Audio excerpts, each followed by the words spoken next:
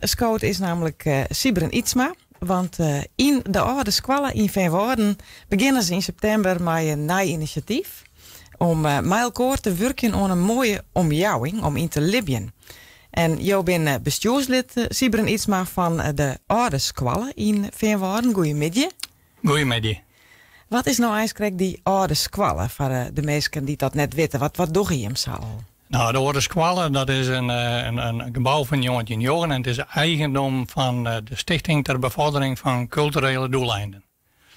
En wij horen daar vooral culturele zaken over erin. Dat is dus schilderijen en muziek, zangkoor en alles eigenlijk wat met culturele dingen had te maken.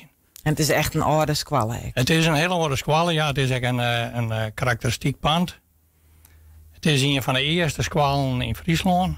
Uiteindelijk van de school met de Bijbel. En het is een gebouw waar we graag in staan horen willen. Maar tegelijk willen we uiteindelijk ook zaken ontwikkelen daar op cultureel gebied. En Ian, je had nou een nieuw initiatief. Ja, als wij vorig jaar toen hier was bestuur zijn, hier we al iets dat we zijn van we moeten wat doen met de omjouwing. En bij de leefbaarheid.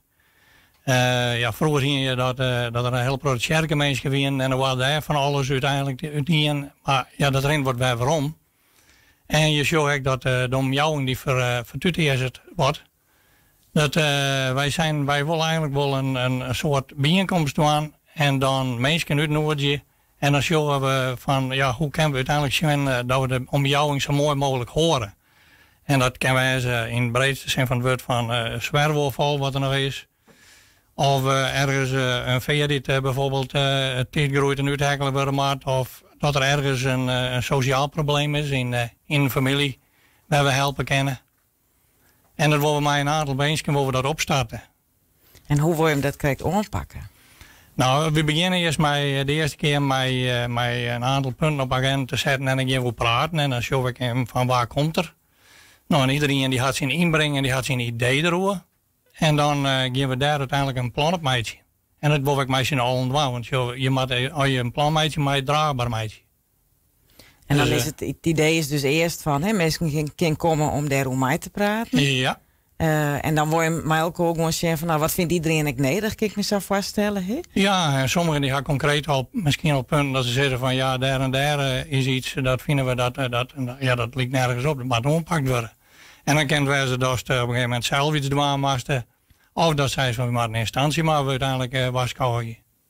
En dat is dan bedoeld voor Veenwouden en Veenwoudsterwal? Of is het, dat is of in omjouwing van de squallen? Ja, Veenwouden, Veenwoudsterwal en Noord-Burgum, dat is eigenlijk ons gebied. Dus daar wil je hem dan eigenlijk zien van, wat is er eigenlijk nodig en wat wat komen we daar zien? En hoe kunnen we uiteindelijk de omjouwing mooier maken en in ieder geval in stoorn horen? En waarom ben je hem op dat idee kwam? Want je zei van, we zeggen al wat vertut is weer, maar... Ja, uiteindelijk begint het in groot. Dus de hele wereld die shows uiteindelijk momenteel dat er alles in de war is. Maar ik in omjouwing, dus shows soms dingen, dat zei van ik ried niet ik voor, toen zei ik toch, dan lezen we een paar blikjes in de veert. Maar dat soort dingen shows steeds vaker, dus dat het... Mensen wat onverschillig worden en iemand die ergert zich erom en dan zal het gewoon lezen. En oor stapt erheen en wij willen uiteindelijk zien dat we alle problemen, dat we daar uiteindelijk, het klinkt wel heel ambitieus, maar dat we daar in ieder geval nice in kennen. En dat we, soms is een probleem om aandacht brengen is al genoeg. Of even melden bij een instantie. Ja. Het is een heel mooi idee om het zo te doen en dat ik mijn groepen mensen op te pakken. Kan elke niet dan gewoon komen? Ja, we gaan liefst dat zo vol mogelijk mensen komen. Het is, en natuurlijk, we beginnen op een maandtijd. En het is ook, de geerkomst zelf is ook al een sociaal iets natuurlijk, want iedereen krijgt een bakje koffie, we praten erover.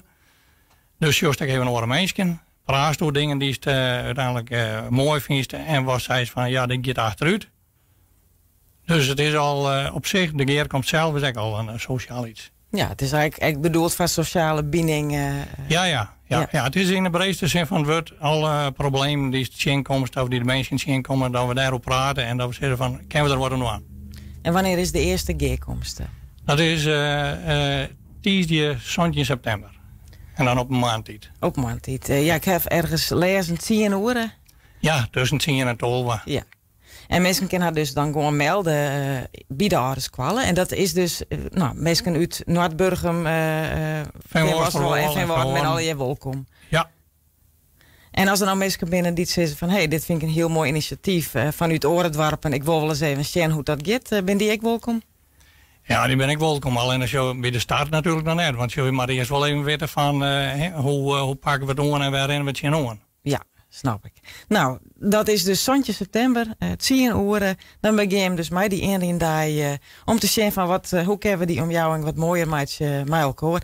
Tegen dank Siebren Ietsma van het bestuur van de Ouderskwallen van Woorden en succes met het initiatief. Ja, bedankt.